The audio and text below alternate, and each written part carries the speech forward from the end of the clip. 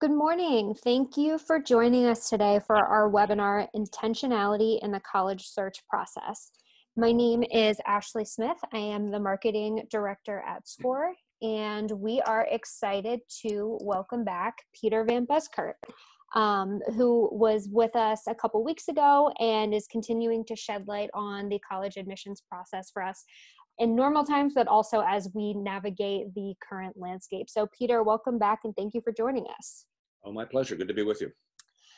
So as we approach the end of the school year, families with rising seniors are beginning to start thinking more seriously about the college admissions process. And even with the uncertainty surrounding the ongoing health and economic crisis, college is definitely going to remain a next step for thousands of young people across the country. We're hoping, and it's likely that colleges will open in the fall. Now, what form that takes, we're not sure yet. Some colleges have already announced that it will be virtual for the time being, but we hope that things will be getting back to normal in the near future for our rising seniors, whatever that normal may look like at that point in time. But that said, we need to make sure that the planning process continues so that our students are well prepared.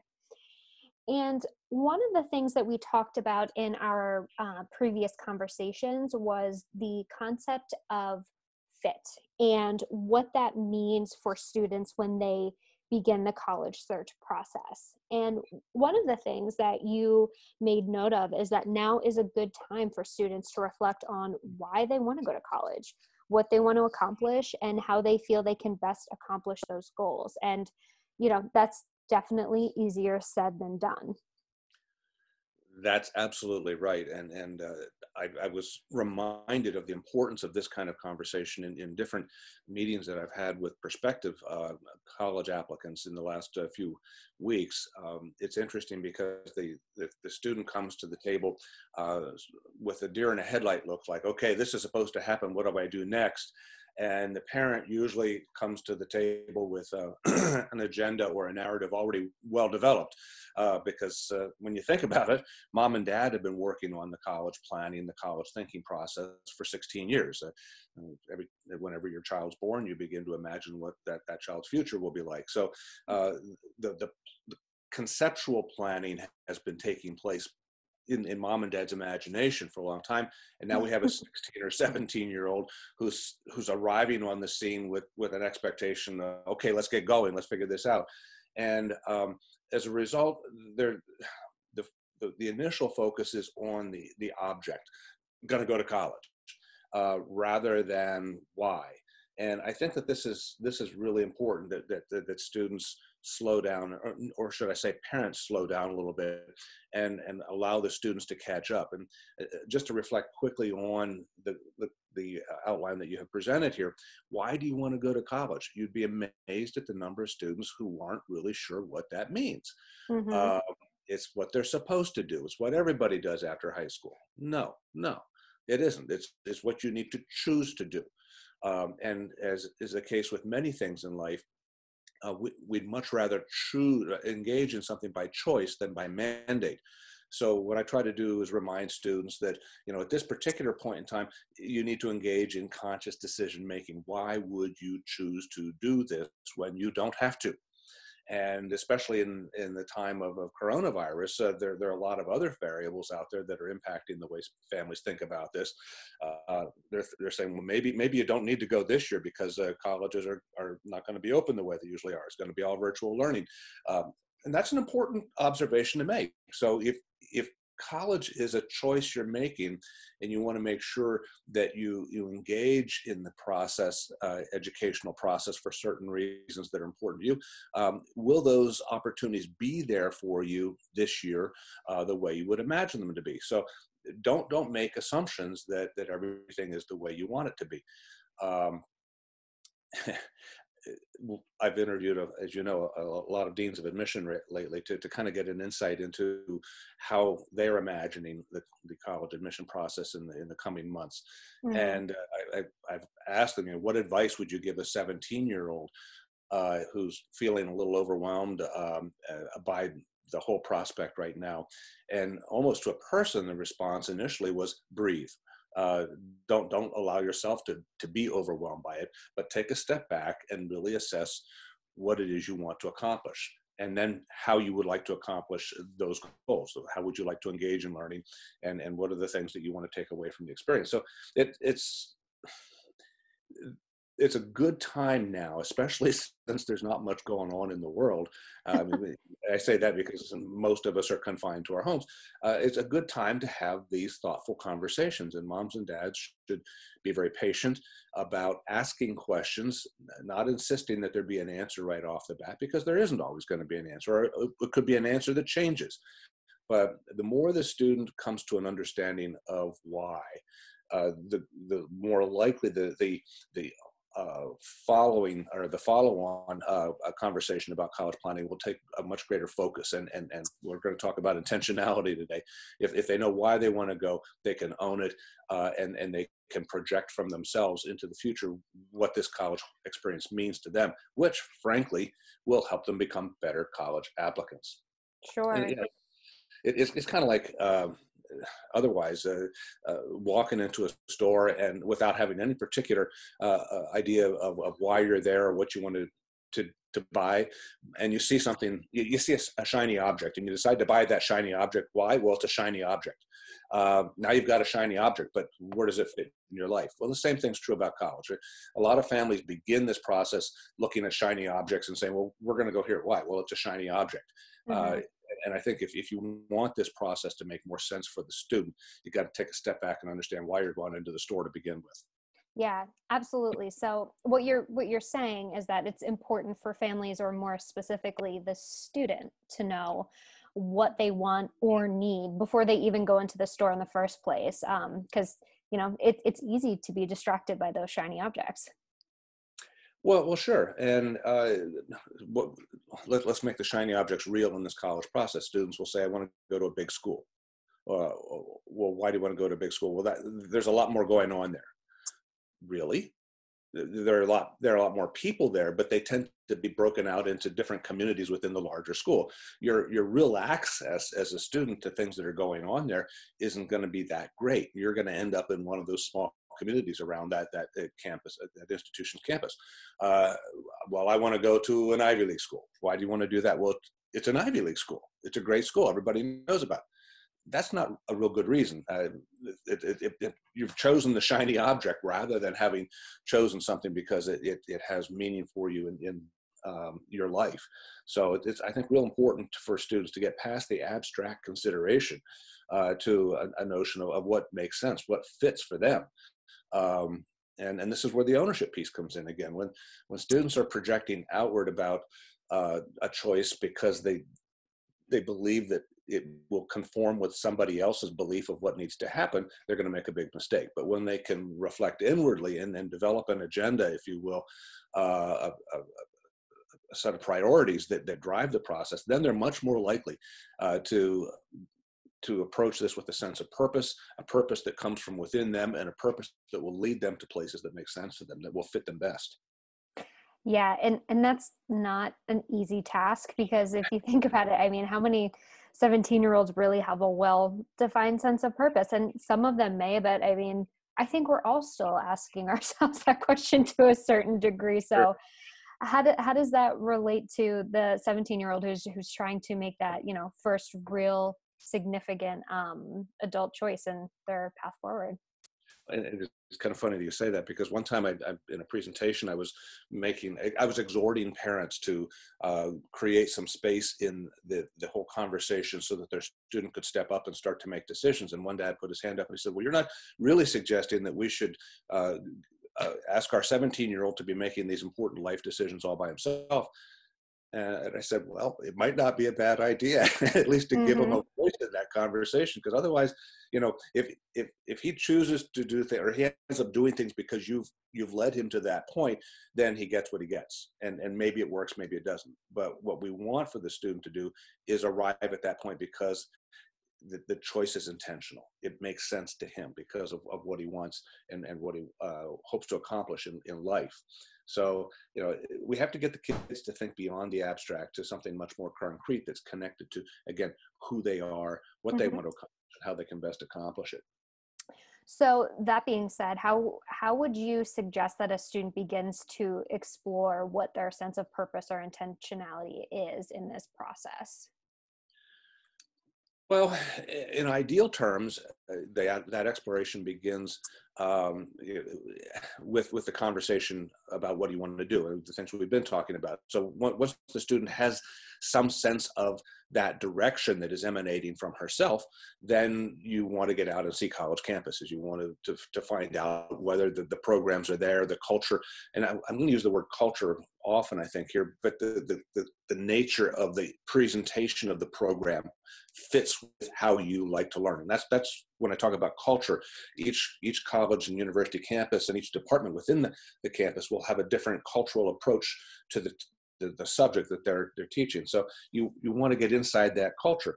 But before you can do that, let's reflect some more on the who you are piece. So for the student, question to ask: what do you care about most in life? Now, I ask this because I'm just going to step back for a second. A lot of kids know themselves by their resumes, Hmm. the things they've done, the places they've been, the accomplishments, GPA, test results, all that sort of thing. And the immediate sense that the family has is, okay, given your scores, given the things you've done, you should be able to go to this school or that school. You know, you've earned the right to be at that particular institution. And quite frankly, when we talk about finding purpose, finding intentionality, we have to get beyond the numbers. So a question to ask a young person is, what do you care about most in life? And it's interesting because there's a long hesitation when you ask a student that. Hmm.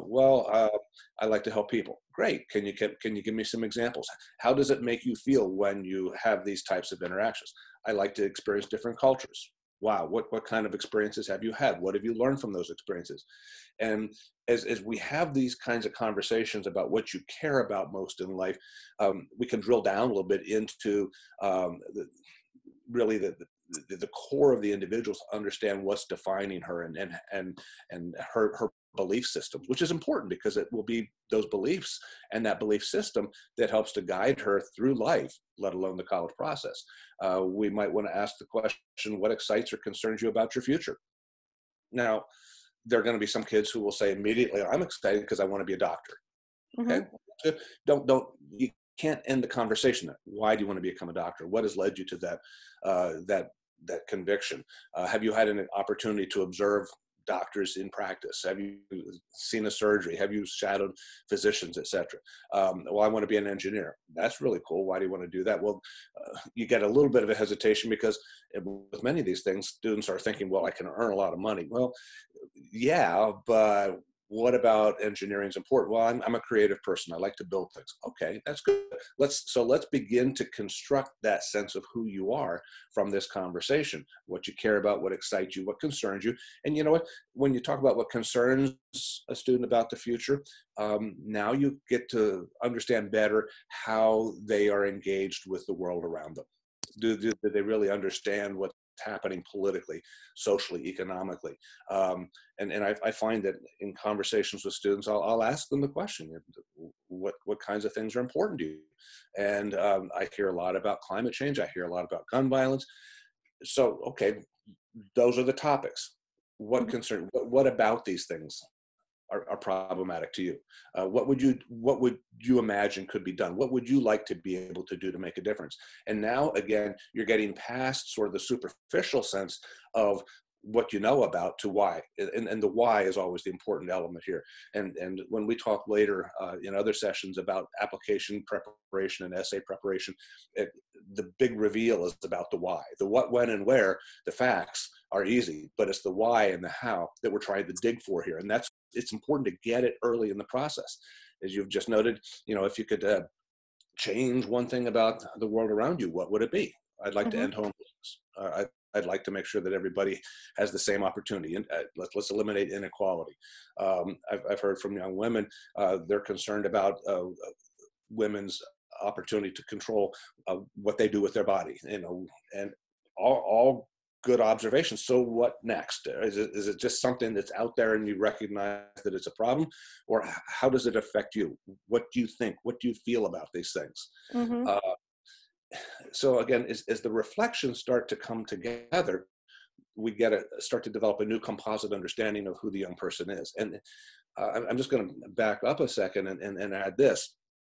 Um, if the college planning process is done well, and by that I mean in a reflective way, in an intentional way, there's a tremendous amount of self-discovery that takes place. Yes. And it's amazing to me because kids and parents don't anticipate this at the beginning. They'll say, "Hey, Peter, can you help give us some ideas about college?" And I'll say, "Well, sure, but I need to know you better." Long story short, through lots of conversations, the student ends up doing these kinds of reflective things. And at the end, the student will write and say, "I've been admitted to XYZ school, great, and I've learned a lot about myself. I Yeah. understand better what I need to do or want to do." And that's so powerful here. When a student has that sense of self and that sense of orientation in the future, now she has a much better opportunity to be successful. The next thing we would want to talk about is, how would you define a good education? Hmm. Everybody wants a good education, right?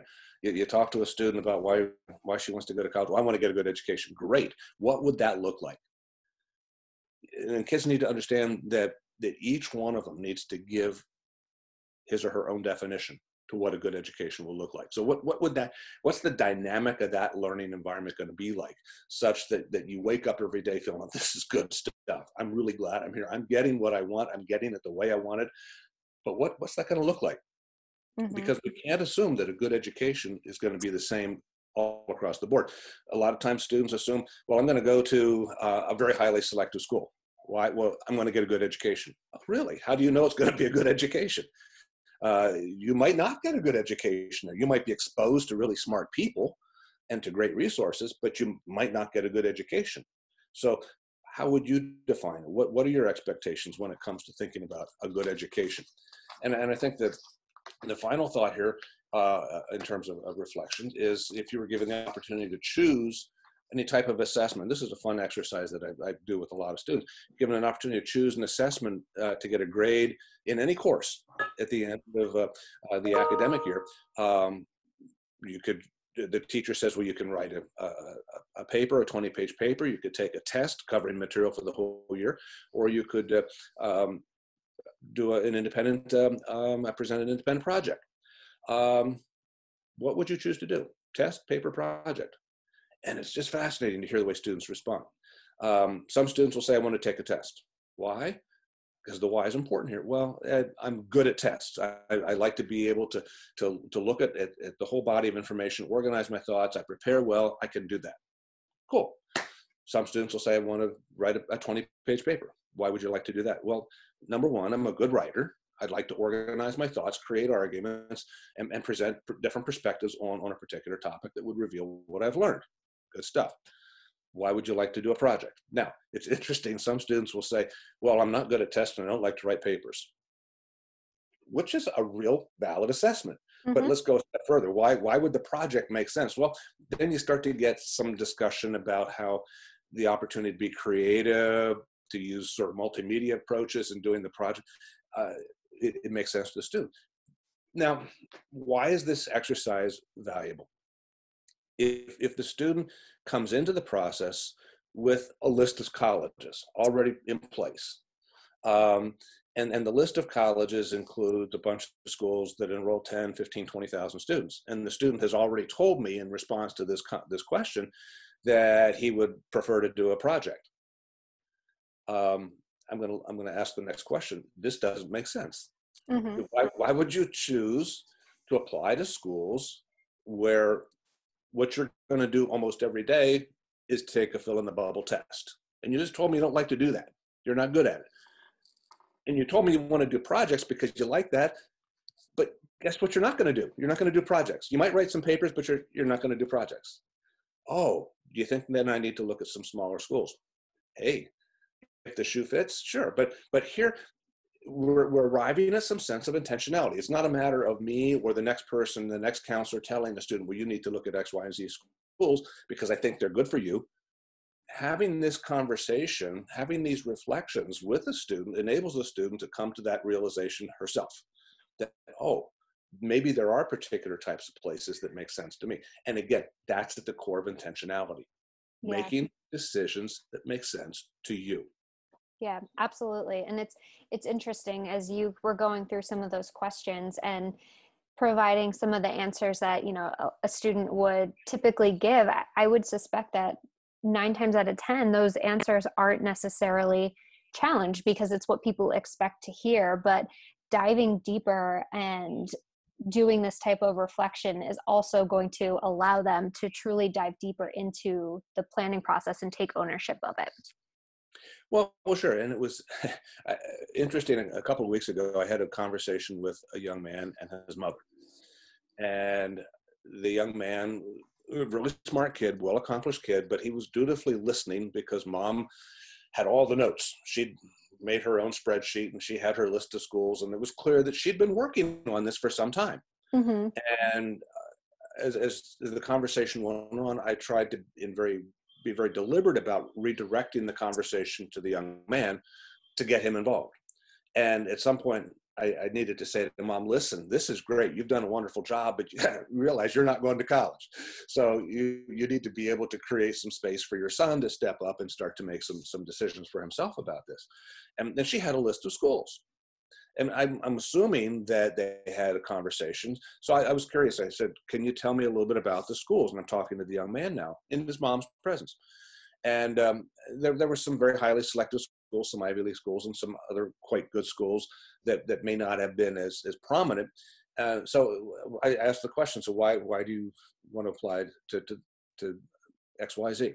Well, it's an internationally renowned school, great reputation, and that I've got to apply there. And I heard that for about 2 or 3 other places, and I got to another school, and I said, why do you want to apply there? And he said, well, it's got the program that I want. I was reading about the professors, and I like the way they teach. Mm-hmm. And I just paused, and I said, do you understand what you just did? In responding to that last school, you presented rationale and energy and a conviction that was different from, well, it's an internationally renowned school. Sure. I want you to think about that, because you end up on the campus.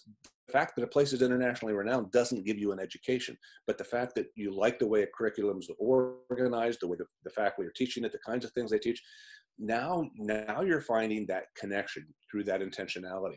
So I think that this is something that we need to help kids to focus on. It's really easy to start the list with the schools that everybody knows. Mm-hmm. And maybe in that list, there will be some viable places.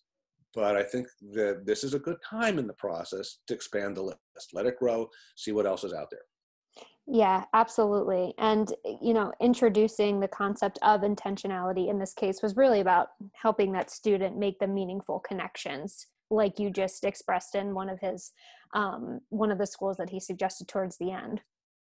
Well, not only that, but I was able to help him through further conversation understand how making that connection now Mm-hmm. would enable him to make a stronger presentation of his credentials than as an applicant. Very true. Absolutely. And can you tell me a little bit more about that? Like, what does it mean for him to be able to show more about himself as an applicant? Good question. And I'm going to tell you another story that relates to this even more directly, because this is a young man who went through the process. Really smart kid. And frankly, the kind of kid who had an academic credential that would enable him to get into any school in the country. Not saying that he would be admitted, but he could be admitted. Mm-hmm. The problem here was he's arrogant. And so he kind of assumed that because he was really smart, he would be admitted. So he applied early decision to Swarthmore College, a very, very highly selective school. And according to the numbers, it should have worked, but they turned him down. So in early January of his senior year, I got a call from him, and he said, I've decided to apply early decision round 2 to Middlebury College, another very highly selective college up in Vermont. Mm-hmm. And I said, well, that's great. Why are you doing that? It's the next best school on my list, which Mm-hmm. to my mind is not a real good answer. So I said, have you been up to see the school? No. Now you can imagine a train wreck about to happen. I mean, the kid's getting ready to make a commitment to a school that he has never seen. Mm-hmm. It's not a good idea. Mm-hmm. I said, do I remember correctly that you are interested in economics? Yep, still interested in economics. Great. Well, what do you know about their economics program? Because that's important. When we talked about the culture, you need to understand the culture of the academic program. They have one, he said. Mm. Again, I'm getting nervous. That train wreck's about to happen. So I said, well, we're on the phone together, you on your computer, me on mine. Let's go to the Middlebury website and take a look at what the economic department looks like. And what was inescapable as we opened up the website is that the faculty in the economics department at Middlebury have a great focus on human sustainability, and which is the case in many institutions. The professors in academic departments tend to colonize around different subject areas of their discipline. Well, at Middlebury College, economics professors are fascinated by human sustainability. I said, what do you know about that? What is it? He said. Mm-hmm. Again, this was just not making sense. A really smart kid getting ready to make a commitment to a school that he'd never seen for a program that he doesn't understand. So I said, you've got 2 weeks to go up and see the campus. And if you get to the campus, you need to make sure that you are able to try to have a conversation with some people, preferably a professor in the economics department, to understand what's going on. Well, he did that. And the day of his visit, he had a conversation with an economics professor that went almost 2 hours. And he came out of that conversation, was very excited. He called me right away. He said, I am so glad you have me do this. I just had this wonderful conversation, and now I know exactly what they do, and this is where I want to be. I'm looking forward to coming here. So he applied early decision round 2, and they rejected it. This is kind of the happy ending would be that he got in.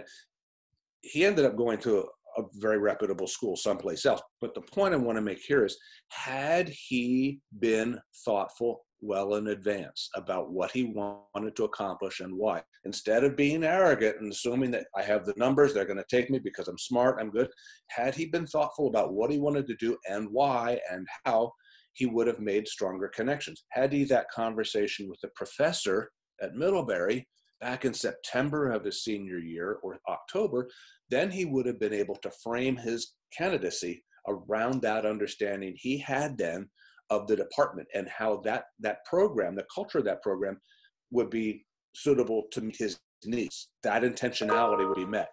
And it didn't happen. So this is why we have the conversation.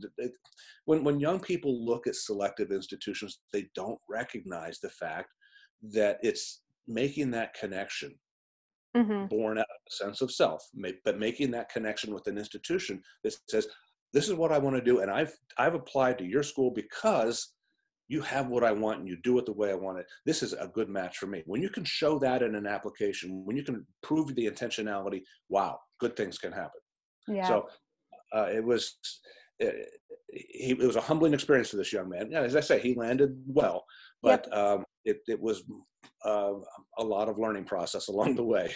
Yeah, well, luckily it worked out for him in the end, but kind of taking from that experience and that story, if that is the case, what can students do now to start making connections that speak to their sense of purpose? Well, again, ideally, students would be making plans to visit college campuses. They do tours, they do interviews, group information sessions, and we'll talk a little bit more about that in some other sessions. But because of the coronavirus, a lot of campuses are closed and will remain closed. So much of what they can accomplish in that regard has to be done virtually right now. Yep, absolutely. But there's a good opportunity to do internet research. There's a lot that if the student has identified priorities, has a sense of purpose, and begins, as the young man who's looking at Middlebury, begins to do the internet research, find out not only do they have the program I want to study, because that's where students they'll look up a college and they'll find out that, yep, they have biology, that's what I want. You didn't go far enough. You didn't go far. Another young man I worked with a couple of years ago, really talented and not nearly so arrogant as the one I just described, was interested in Yale, applying to Yale. And his application was coming together beautifully. He was interested in biology. And more importantly, he was interested in looking at biofuel alternatives. He'd done a little personal research on fungi as a possible source of fuel alternatives, which is pretty specific. I mean, his sense of purpose was emerging out of this. And and he was applying to Yale, and I said, what do you know about the program at Yale? And he said, well, they've got a good biology program. And I said, no. Is there any, and this is what students need to think about. I said, is there anybody in that department, the biology department at Yale, who has carved out a special interest, a research interest in the area that you'd like to pursue? I don't know. Fortunately, he was early enough in the process that he was able to do the research on that professor and discover there was more than one professor who was looking at biofuel alternatives and doing research. And then I said, what you need to do next is find out what kind of research projects students at Yale have done. Not graduate students, not PhD students, but undergraduates. Because you want to, given your interest, you want to make sure you land at a place where you're going to be able to fit right into the program and the culture of the place and do the things that you want to do, people who do a second nature. So he found that information, and it enabled him to completely transform his statements about why he wanted to apply to Yale. Now he could project his sense of purpose. So really important, I think, to do the research, even though you might not be able to get on college campuses right now, to get on their websites and get past the list of majors. Go into the departments, find out, what the professors are teaching, what about the subject proficiencies that they have or expertise they have, what about that excites you? Look for evidence of student groups within that department, because many colleges will have some clubs that are related to the academic program. They'll have a list of students who published research papers, projects with professors, et cetera. Drill into that and find out what the real opportunities are, and then begin, as you think about yourself as an applicant, project yourself into that scenario. Mm-hmm. If you don't do that, you can't speak to that kind of intentionality in the application. So intentionality not only helps you choose a college, but it also helps you convince that place that they want you. They should want you. To follow up on that point, we've been talking to deans of admissions from across the country at different schools, and what's become incredibly clear is that they want to connect with the students virtually now. So I would say to not let the current health crisis get you down, just because we know that they are eager and excited to talk to students, and they're adapting to the current circumstances. So there are a lot of answers that students can get now, and connections that can be made even though they may not physically be able to go visit or talk to somebody in person. It's a really good point, Ashley.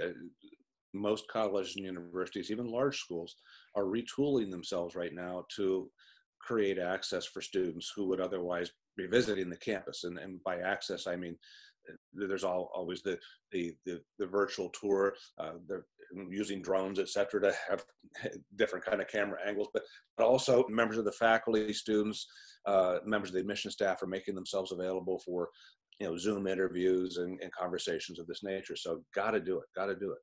Yep, absolutely. So when a kid gets to campus, we might want to share some thoughts about what you do. And if you have a chance to talk to a professor, even if you don't get to campus, you find information online about a professor, now you want to reach out to that person to see if you can set up a Zoom conversation. And you might be surprised at how quickly or easily this will happen with many faculty. So let's imagine you've gotten a professor dedicated time with you to talk about your interest in the school. So here's some questions you might want to ask that professor. Mm-hmm. What do you teach? Might be teaching a subject area that's very similar to what you want to pursue, and presumably that may be why you reached out to this person. But you want to get that person to talk more about not just what you teach, but why do you teach it? It's what drew you to that discipline when you were my age. Who do you teach? Which is really important.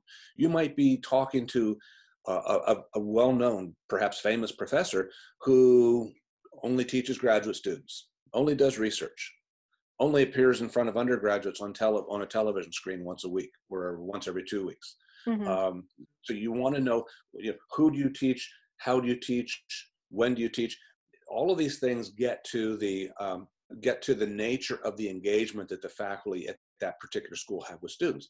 It's likely the case that you're going to run into some people who are pretty impressive. But Mm-hmm. what will be your real access to those people? You don't want to have to, ask, when do you teach?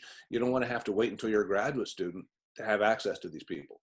Um, and I'm just a footnote here on this, and I realize that this might speak to my own predisposition toward liberal arts colleges, but frankly, when you talk to professors at liberal arts colleges, where the orientation to education is to the undergraduate only, then there's only going to be one answer with regard to who do you teach, how do you teach, when do you teach. Is all going to be oriented to the undergrad. You get into the larger institutions, that's when you need to be very sensitive to the answers you're getting. And I think another important question has to do with, how are you and your colleagues prepared to teach if the campus closes? I mean, this is where you live right now. You're living in the coronavirus era, and you're making decisions about entering a campus environment, perhaps 16 months from now. Is it going to be an environment in which you're comfortable? If it's going to be a virtual environment, are you going to be comfortable doing all this from home? Are you going to be comfortable doing this by Zoom for all your classes? So I think what you want to do is ask that question as well.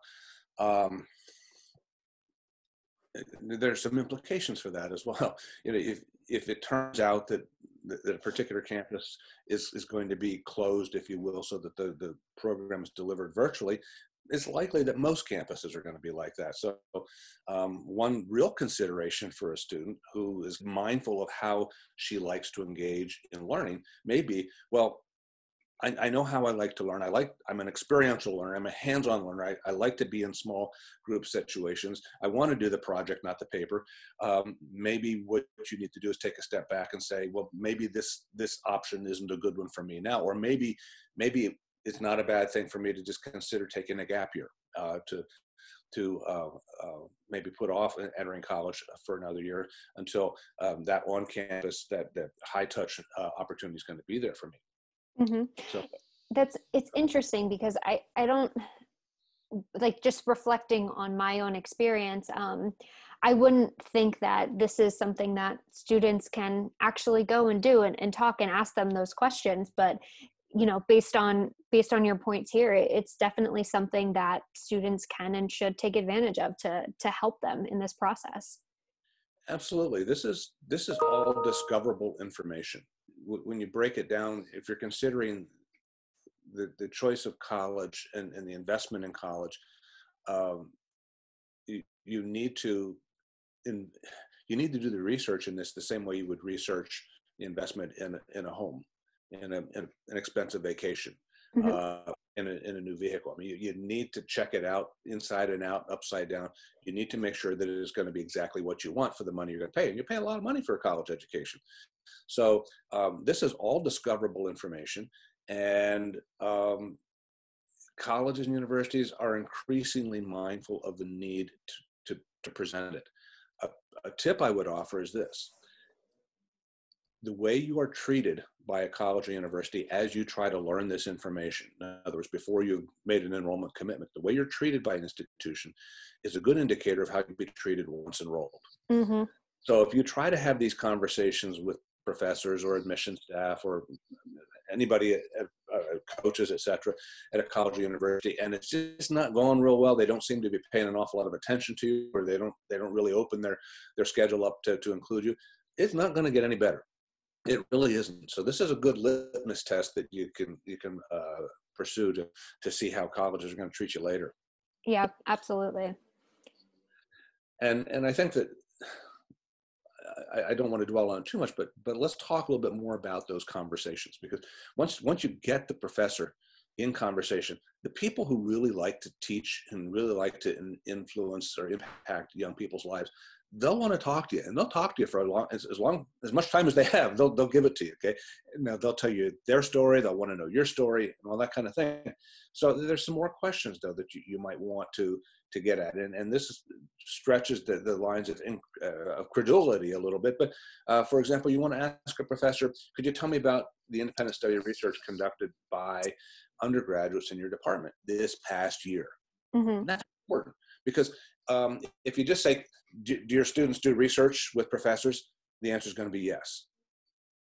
And then it's the end of the conversation, because you're not holding that professor accountable for any additional information. It's a yes, no. You don't want to ask questions that would be yes, no. So can you tell me about projects that students have done?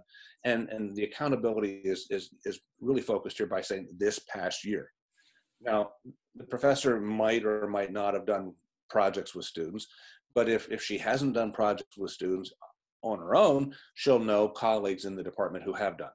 Yep. And she'll be very mindful of the kids who have achieved well, gotten recognition, etc. But this is important because you want to be able to project yourself into that kind of environment. What are your students doing? The next question you might ask is, could you share with me a list of the research projects in which undergraduate majors in your department participated over the last 3 years? Now you're expanding that kind of accountability. Again, it's easy for professors to say, yep, students do research. And it's easy for students to provide an example or two, which is good. You want to hear the examples. But now you want to see, is this happening for most students or just some? When you ask to see the list of the projects done by, and again, undergraduates, not graduate students, over the last 3 years, now you can see what the culture of this department is, what the commitment to that hands-on experience for the students is. Mm-hmm. Really important. And just a footnote on this, a lot of young people imagine themselves advancing their degree work. They want a graduate program, a PhD program, medical school, law school.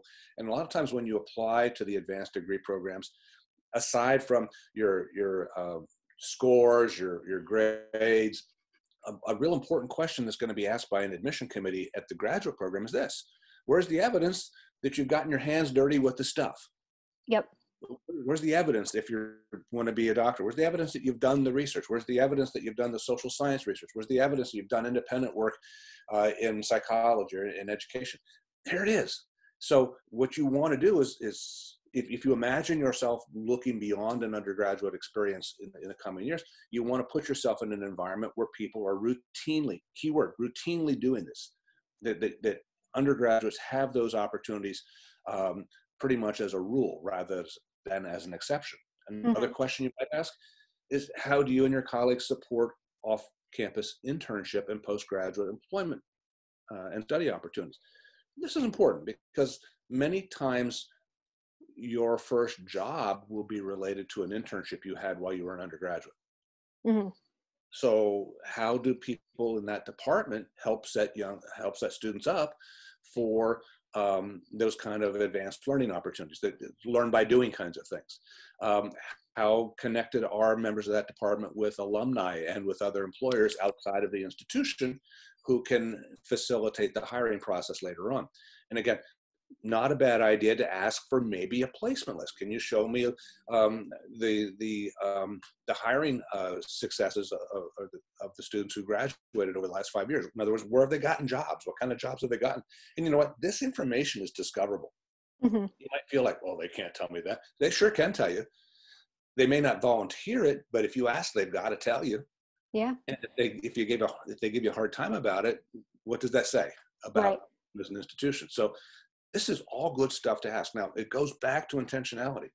The more you know about how they function, the easier it's going to be for you to see the connection between how you can function in that environment and how they'll facilitate that. Absolutely. And I mean, it really kind of drives home that point that this is a way to make those connections with the different colleges and universities. Well, and again, right now for students who are just finishing the junior year, it's hard to look beyond the creation of a college list. Mm-hmm. But it's all connected. The more thoughtful you can be about the way you approach the process now, the more you know about yourself, the more you can project what you know about yourself into this college search process, the easier it's going to be for you to make clear distinctions between yourself and other candidates in the admission process. And I'm going to assure you, at very highly selected schools where students are competing with other candidates who are just as good, maybe better, the admission officers are really good at discerning Mm-hmm.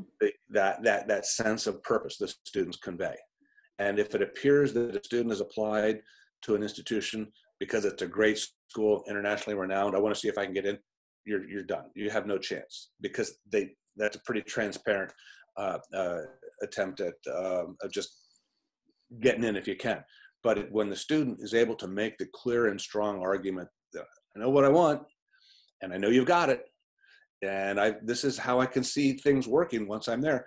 When the student can make that very clear personal presentation, that's pretty cool. And I'm not saying it's a guarantee that you're going to get in, but without that, you aren't going to get in.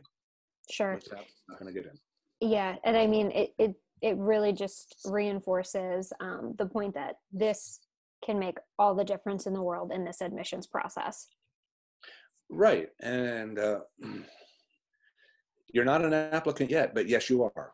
Sure. And in other contexts, I've reminded students that you've been an applicant since you started your freshman year of high school, because all of your academic work in high school has counted and will count. But you're also an applicant now because you're beginning to imagine what your future looks like. So if you're not imagining it in a thoughtful, critical way to suit yourself and your priorities, then you're going to get what you get. Absolutely. So, Peter, we have time for a couple questions, and thank you so much for providing your insight on intentionality. I think there are some great takeaways for students, especially those rising seniors. But, we were just speaking a lot about, the different conversations, dialogues, and questions that students can ask professors. But one of the questions that we received is, when's the best time to reach out for them or to them? Good question. I think that, especially these days, the professors don't have anything else to do either. Well, they may have access to the research facilities. I think that as you have questions, reach out. It is assumed, from an institutional perspective, it is assumed that now there will be rising high school seniors who are curious about the place. And as we know from our conversations with deans of admission, those folks are doing everything they can, the deans of admission are, to sensitize the rest of the campus to the need to become available to students. So do the research now, do the outreach now. You may find that you can set up an appointment next week with the professor to have a Zoom conversation, or you may find that it may not take place until the end of June. But it's best to start taking that initiative now. Or I should say, when you're ready. I mean, as I say this, I'm thinking, well, there are a lot of moms and dads saying, okay, we got to get on this right now because Peter says we need to have that conversation with the professor as soon as possible. Yes, but we need to make sure that the student is embracing that conversation. This is not a conversation that mom and dad set up and conduct for themselves. The student needs to take the initiative, set up the conversation, and mom and dad need to go to another room so that the student can we've given them the questions to ask, and use your imagination about how you can fill in the gaps in those conversations. But I would say to students, when you're ready, reach out. It's not too early, and you got probably 5 or 6 months in which you can continue your research and your outreach. Absolutely. We have time for one more question coming from the student perspective, and that is, how can you reveal a sense of purpose if you don't know what you want to do career-wise? And I'm glad that question came in, because a lot of times when I hear myself talking about sense of purpose, I'm imagining that students are saying, gosh, that means I need to know what I'm going to do for the rest of my life. No, it simply means that you understand where education fits in your personal growth, your development. Now, if you don't know what you want to do for the rest of your life, but you still want to go to college, then ask the question, well, what value does college have for me if I don't know what I want to do? Now, theoretically, that's what college should be all about. It should be for that extended period of self-discovery. You figure things out in college that you might not have figured out now. So my suggestion, and this speaks to that sense of intentionality again, my suggestion is this. If you're not quite sure what you want to do, what kind of experience, though, would be informative to you? How would you like to have access to information? It goes back to what do you want to learn? How do you want to learn it? Some students will say, well, I want to learn about a lot of things. That's great. So maybe when you choose to apply to a college or look at a college, you want to look at a place that's going to be very, very intentional, my word again, about how they expose you to different types of content and instructional styles. So then when you apply for admission and they say, why do you want to come here? You can say, well, I'm really not sure what I want to do with the rest of my life, but I am fascinated by the opportunity to learn about things. And I like the way you've organized your curriculum, because the way you do it is going to enable me to really dig into a lot of different things. Yeah. Then you're making a positive statement. You're not making an apologetic statement. You're making a positive statement. Absolutely. And I think that that's something that a lot of students, that question about what do you want to do, it creates a lot of pressure and anxiety for them. So Mm-hmm. there are ways to go about it, and it's not a negative thing, like you said. So I think that that advice is great for those who just aren't really sure yet, and that's okay. Well, and it turns out, I'm sure you've seen this as well, most students in college change their mind about what they want to do. Yes. Uh, and that's not a negative thing. It just means that you're continuing to keep your eyes and your ears open, and you're learning about yourself and you're learning about the world around you, which is a pretty cool thing when you think about it. Absolutely. Absolutely. Well, Peter, thank you so much for joining us today. We really appreciate your feedback. And for those of you who are listening, if you want to learn more about the college admissions process, please make sure you check out our blog and our YouTube channel, where we have other topics written by Peter and other webinars on demand for you to listen to at any time. So, Peter, thanks again, and we look forward to our next conversation. Oh, it's my pleasure. This is a lot of fun, and I hope that we're able to get some information out that will help students make better decisions. Absolutely. All right. Until next time.